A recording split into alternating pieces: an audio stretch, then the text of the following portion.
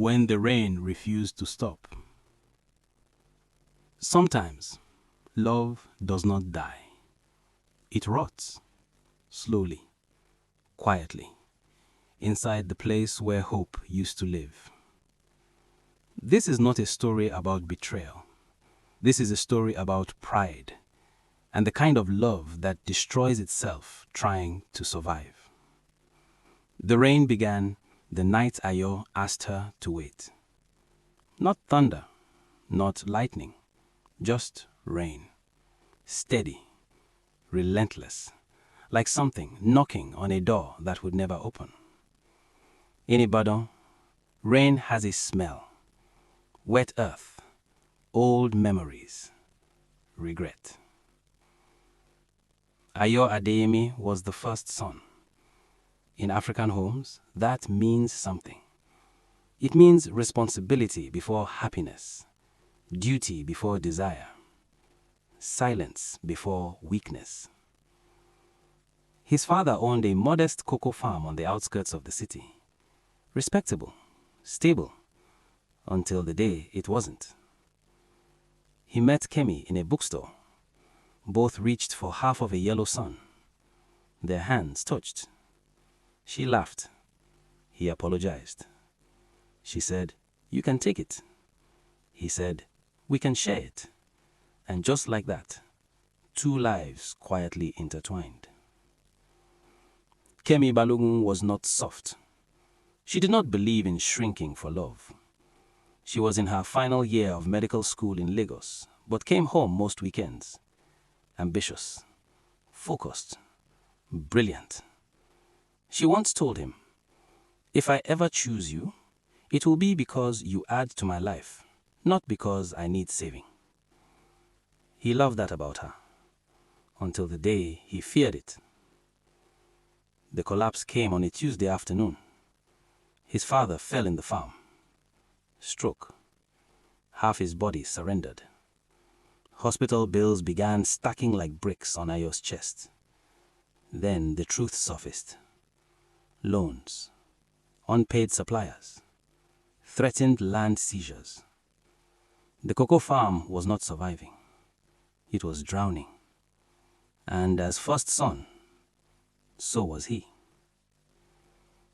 He stopped answering Kemi's calls. Not immediately. Gradually. Distance is easier when you let it grow like mold. When she confronted him, he was already hollow. "I cannot marry a woman who will always choose hospital over home." He watched the words wound her. He did not stop them, because if she hated him, it would be easier. She did not cry in front of him. She just nodded and left. That was the last day the sun felt warm. He buried himself in the farm, sold their second property, negotiated debts, worked until his hands blistered. At night, he replayed her laugh in the bookstore, over and over. Punishment disguised as memory. Kemi did not beg. She graduated top of her class. Residency nearly broke her. 30-hour shifts. Blood. Loss. Death certificates signed with steady hands and shaking hearts. Sometimes at 3 a.m., she would stare at the hospital ceiling and whisper, "Was I not worth fighting for?" No one answered. 5 years passed. Success is loud. Loneliness is louder. Ayo rebuilt the cocoa empire, expanded distribution, secured export contracts. People called him resilient. They did not see the nights he stood in the rain outside his own house, letting it soak him, as if water could wash off regret. Then fate, cruel and precise, intervened. Ayo's mother. Car accident. Internal bleeding. She was rushed to a private hospital in Lagos. The best surgeon on call, Dr. Kemi Balogun. When she walked into the consultation room and saw him, time did not stop. It cracked. He looked older, not aged, worn. She said nothing professional. Just, I will do my job. 6 hours in theater. 6 hours where love and resentment stood on opposite sides of a scalpel. She saved her mother. Of course she did. She would not let history make her smaller. After the surgery, he found her outside under a hospital awning. Rain again. Always rain. Why didn't you hate me enough to fail? He asked. She looked at him. I did hate you. Silence. But not enough to become you. The words landed heavy. He finally confessed. The debts, the collapse, the shame. I thought if I married you then, you would suffer because of me. She stepped closer. You didn't trust me to choose. That was the wound. Not abandonment, but erasure. He had decided her strength for her.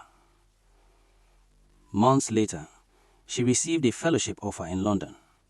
Prestigious, life-changing, the kind of opportunity you do not reject for unfinished love. He came to the airport. No flowers, no dramatic speeches, just truth.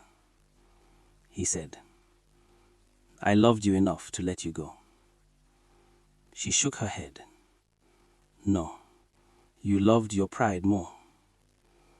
Boarding call echoed. The rain began again against the glass walls. She handed him the old bookstore receipt. Dated, faded, preserved. She said, I kept this, not because I was waiting, but because I needed proof that once you were brave. Tears finally came. Not loud, not cinematic, just quiet surrender. She kissed his cheek, and she whispered, I would have stayed. Then she walked away. This time, he did not follow. Because love, when delayed by fear, does not return the same. The rain continued that night in Ibadan. But something had changed. It was no longer knocking. It was morning. And somewhere above the clouds, perhaps even the sky understood. The greatest tragedy is not losing love.